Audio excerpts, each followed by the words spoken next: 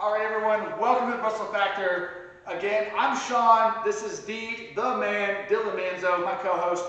We're going to talk about some things that's been heavy on my heart this week. I'm going to talk about some contenders and pretenders. How do you feel? Yeah, I mean, I already know what they are. We've talked about it pretty in depth. We saw some really awesome stuff happen this weekend in football. It's obviously the 6th of October. We've got MLB closing down. We've got the race for the playoffs, the race for October. We've got hockey starting up right now. We got basketball starting up in a second. But you know what? The big thing, my favorite season, football season. Football. Right? Love it. Let's start this off. Let's talk about some college football, man. There were some huge upsets this weekend.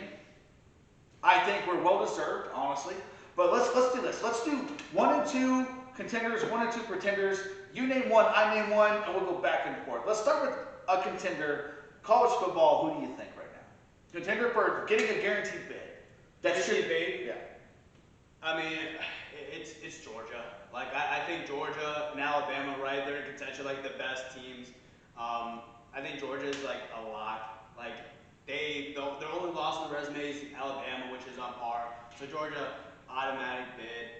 And I think Texas is that other one. You know, Texas been playing super well with Arch Manning. So those are my 2 contenders. Texas, I think, is a real threat to make some noise in the college football playoffs. Okay. What do you think?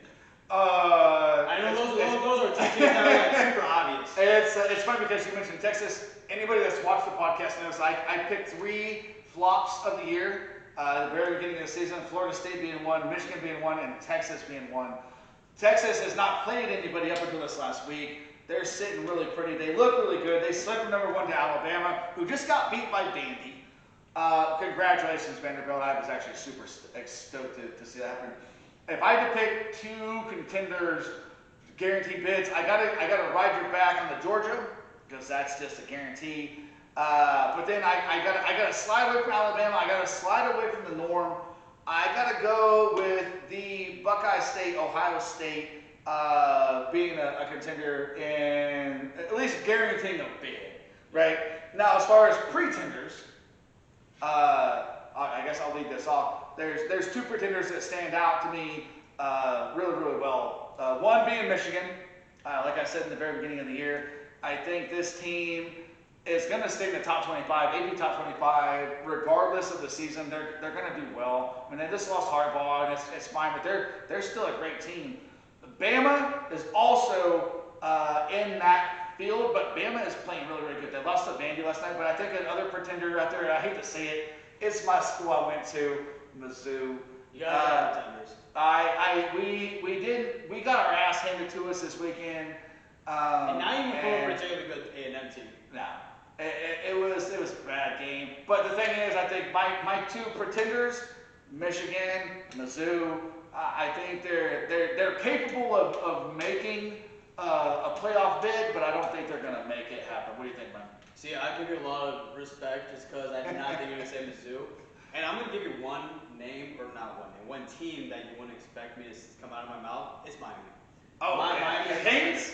Yep. The Canes, yeah. They are a pretender. Okay, I respect that. Because you respect me, I respect you. Here's the reason why I say that. Why are you down 20 points to these other teams? What's going to happen when you play Bama? What's going to happen when you play Georgia? And here's the thing. We're talking about, okay, who are contenders to get a playoff bid? And they probably could, right? But that's not going to last forever. I think at a certain point, they're going to have a couple losses on the resume. But at the same time, all it takes is to win the ACC, which could happen. But I just think overall, they're just pretenders. Sure. Another one, I was going to actually say Mizzou. Mizzou are pretenders, 100%.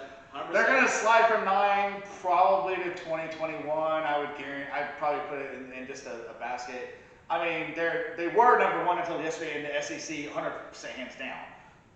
And then obviously with Bama losing, there were some things that happened in the SEC this weekend. Big Ten has some shifters going on there. Ohio State is making some things happen. I don't know. I think it's going to be really interesting to see the AP 25 on Tuesday when they release the poll. But I agree. I think those are good. Let me give you another one. I think Oregon's a pretender. I know they've been winning.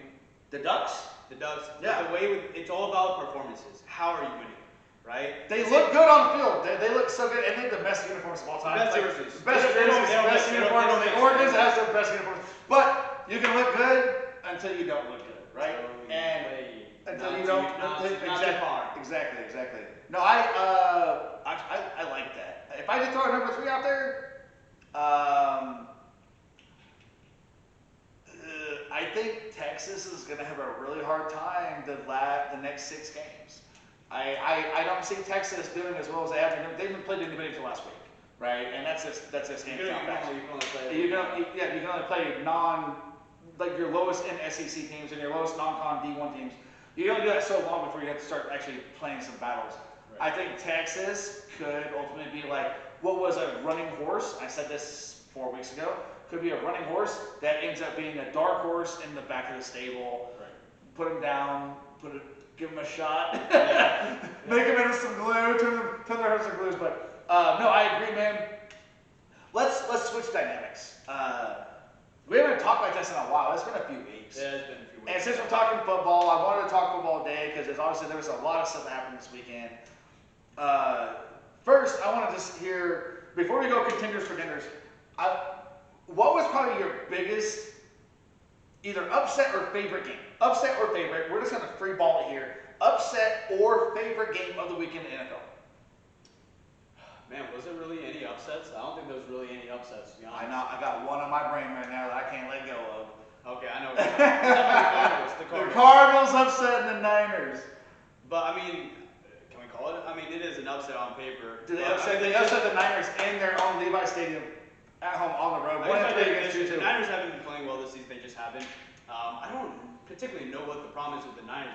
I don't know. Kittle came back, Warner came back, Purdy's healthy, Debo Samuel. A lot of injuries. Brandon Ayuk. I mean, they got the same squad that they had Super Bowl contention last year. So I guess another upset was my Colts losing the Jaguars, which should never happen, but it keeps happening every year. Every year we lose the Jaguars. And Jacksonville has your number for some reason, man. They do have a number. They do. It's annoying. But yeah, I mean, I guess those are the upsets of the week, I would say. I was going to say, I was actually surprised that the Jets did so shitty against Minnesota in London. Early morning game, it was 7 o'clock a.m. our time that it started. I thought Aaron Rodgers was going to do better than he was going to do. No. Van Ginkel, dude, from the Minnesota fucking cornerback, savage. One of the best return interceptions of his career. He's also the only guy to actually intercept from all 3 New York teams and run it back. So good for you, man. Good job, dude. I think that was probably one of the biggest ones I didn't know. But I would say Minnesota is now 5-0, which is insane. I mean, my Chiefs are 4-0, and tomorrow they'll be 5-0 tomorrow against the Saints.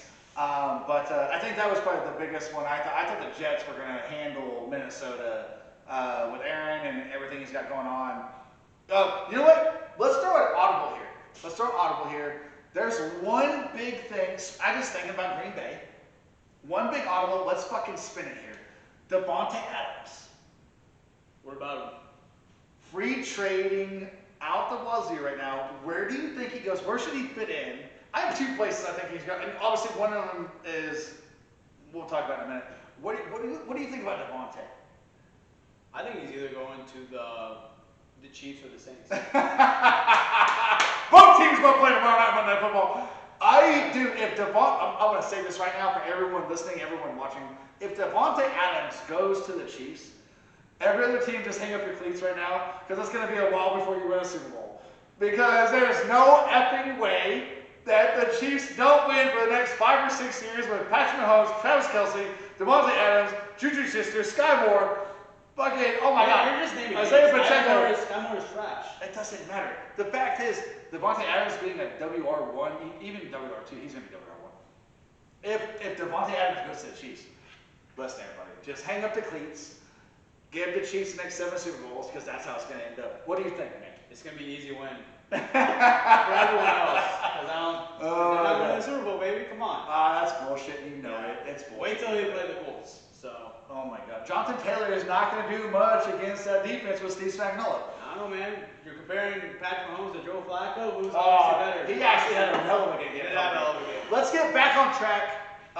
Pretenders, contenders, NFL right now as it stands. Name one contender, name one pretender, and I'll follow you. Let's start with the pretenders. Okay? It's the Vikings. Dude, I agree. Sam Darnold, I agree. 5-0 right now. They haven't played anybody. They've been the best opening season ever. I agree, but please explain. Please explain. I don't buy into it. It's the same thing with the Steelers when they went like 12-0, and then they flamed out like in the wild card. They lost the last 5 games, ended up dealing with it. I love where your head's at. Yeah, they're pretenders. If you didn't say it, I was going to say it, but I'm glad you said it. Yeah, I just don't think they can do anything. Wow. Okay, so Vikings, pretenders, they're 5-0 right now. One of only 2 teams that are undefeated. I love where your head's at. I fucking love that. Sam Darnold, that team is a good team, but they haven't played anybody until now. Yeah. And they just beat Aaron Rodgers on the road in London today. I love that. They have one of the hardest schedules in the next 6 weeks. And we're going to really see them break down. Right. Okay, contender. Contender that we wouldn't think maybe that should be a contender for Super Bowl. Contenders for a Super Bowl? I'm trying to think. I mean, there's always the usual suspects. I'm going to give out something that maybe before the year after what transpired, maybe not, but I'm going to say the Bills. Just because everyone thinks that after Stephon Diggs, actually when he left for Houston, people might think, oh, they got worse. Josh Allen still. That's the best thing. Josh Allen makes targets out of no targets. Yeah. I think he's going to be. That's the best thing that probably could have happened. I think the Bills, they're going to be better than they were last year. Okay. Addition by subtraction, in my opinion. Okay. I'm going to say for mine, a pretender that everyone probably thought was going to do really good. I'm going to go back and forth. I'm going to flip the coin right now in my head. Cleveland, Cincy. Cleveland, Cincy. Cleveland, Cincy. I'm going to go Cincinnati. Joe Burrow coming out from his injury. I think that everyone had higher hopes for them coming out of the AFC last year that they did. I'm going to say Joe Burrow and his offense and that entire offensive coordination team way overrated this year. I'm going to say Joe Burrow and the Cincinnati Bengals pretender. Yeah, they should have won that Super Bowl when they had the chance. Now they're never going to get that chance again. Yeah. I think contender that is a sleeping horse. You're probably gonna like this. It's a coin toss for me on this one too. It's either Cleveland or Indy. Cleveland or Indy. I think that both teams have an opportunity because they've had the 2 hardest schedules in their divisions and in the conference. I think they're going to see some easier teams. They're going to make some things happen. They're going to get some mojo. I think between Cleveland and Indy, I'm going to say a contender that no one's saying right now is going to be your Colts. I think so too. I see it. You know I know NFL very well, and I run a lot of things against a lot of things. But I think Indy could be a dark horse that just comes up under the bridge. And it's like, got these big, massive unicorn wings, right. It's like, oh! But no, I think Indy could be a contender that's not being looked at right now. And I think with their strength of schedule coming up the next 6-7 weeks, I think they're going to do something good. So we're going to need Anthony Richardson. I know Joe Flacco's playing really well, but I mean, he's a backup for a reason right now. I mean, he's not, he's playing well right now, but I think his play would plateau in the next coming weeks. Let's do this. Rapid fire frenzy. 4 teams, AFC teams that are going to Super Bowl, 2 NFC teams going to Super Bowl. Fire away. 2 AFCs going to Super Bowl? Yeah. Chiefs, Bills, like contenders, right? Okay. NFC. Ooh, give me a second. See, NFC's a lot harder. Yeah. NFC a lot harder. I'm sticking. I hate Niners fans, but I'm sticking with the Niners. And then NFC. Ugh. I have to think. Yeah.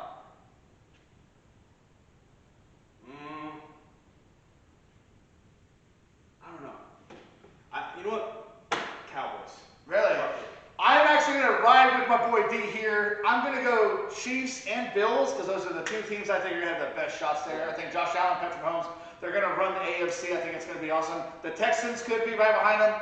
I just see that happening. But on the NFC side, I can't give up on Brock Purdy and my Gilbert boy Niners, but I'm going to go with Niners and the Eagles. I think Jalen Hurts had a little bit of a rough patch. I think Niners and the Eagles, those are my two teams. See, the Eagles, I don't know. Like, I think they had their opportunity that 1 year. They lost it. Same thing with Cincinnati. I feel like those are two. They just lost in their own backyard in Arizona against the Chiefs. I know. So, listen, everyone, we appreciate everything you do. This is Dylan. I'm Sean. This is the Russell Factor. Like, subscribe, and share. Comment below if you agree or disagree. We love hearing from you, so please keep the comments coming. We will see y'all next time. Always be safe and take care.